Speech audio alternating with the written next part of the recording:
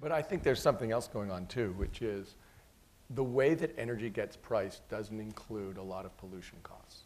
And for a long time, it didn't include old-fashioned pollution costs in terms of, smokestacks, belching, noxious gases. But it also doesn't include any cost for carbon.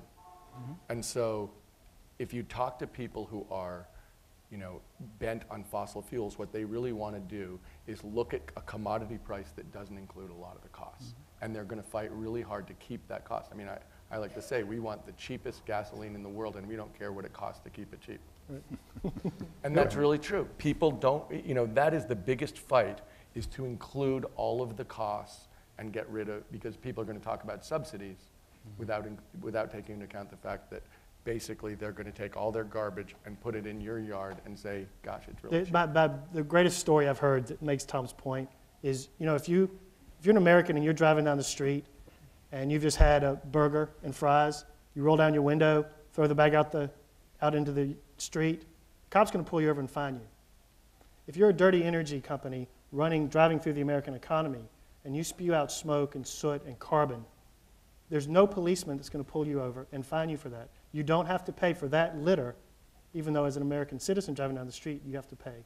That's really the problem here, and that's, to your point about language and conversation, and to your point about conservatives, that's really how we have to talk to the American people, whether it's climate change or clean energy. Bill Riley, would you agree that internalizing, fully accounting for the costs of fossil fuels is a good idea?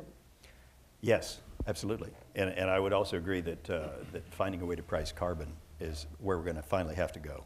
That's, let's face it, the correctness of the analysis of cap and trade was it does that.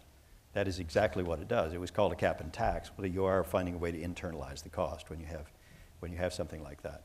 And it gets the most efficient way to do it, but that's what's involved. So even though you're on the board of ConocoPhillips, one of the largest oil companies in the world, would they agree that the cost of ought to be internalized? ConocoPhillips was a member of US CAP. It was the only American oil company that supported carbon regulation.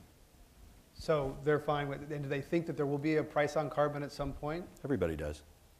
That's the extraordinary thing, except I guess in Congress. I don't think there is a CEO I know, and I also served until last April as chairman of the Environmental Policy Committee of DuPont Board. Everybody expects that is in our future, and most prudent companies are planning for that kind of consequence. And I know that it's in the pricing at ConocoPhillips when they're looking at different investments that they make, that something like a $25 carbon price per ton carbon price is likely inevitable. Well, Bob Inglis? Yeah, I think one thing to make it much more attractive to conservatives, we were talking about a revenue neutral price on carbon. In other words, if we're going to reduce taxes somewhere else, then you can price carbon. If it's going to be just an additional take to the government, and that that's why it got branded cap and tax, is because there was no corresponding cut elsewhere. So conservatives are very keen on the idea we're not going to grow the government here. But if you want to do what Tom was talking about, which is just bedrock conservatism, he's a card-carrying Republican, no, I'd like to sign you up. Will you sign up?